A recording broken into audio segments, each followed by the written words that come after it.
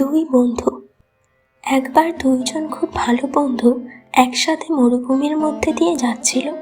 তারা পথ চলতে চলতে বিভিন্ন বিষয়ে কথা বলছিল। কথার এক পর্যায়ে তাদের কোনো একটি বিষয়ে ঝগড়া হলো এবং সেই ঝগড়ায় প্রথম বন্ধুটি দ্বিতীয় বন্ধুকে একটি চড় মেরে বসল। দ্বিতীয় বন্ধুটি কষ্ট পেল, কিন্তু প্রথম বন্ধুটিকে কিছুই বলল না।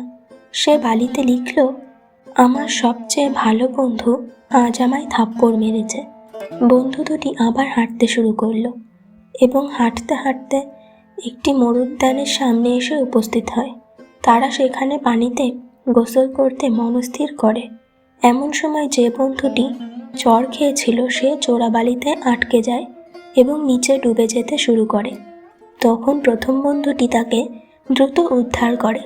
উদ্ধার হওয়ার পর দ্বিতীয় বন্ধুটি গিয়ে আবার পাথরের ওপরে লিখল, আমার সবচেয়ে ভালো বন্ধু আজ আমার প্রাণ বাঁচিয়েছে। এটি দেখে প্রথম বন্ধুটি জিজ্ঞাসা করল, কী রে, যখন মারলাম তখন লিখলি বালিতে আর বাঁচানোর পর লিখলি পাথরে, এর কারণ কি?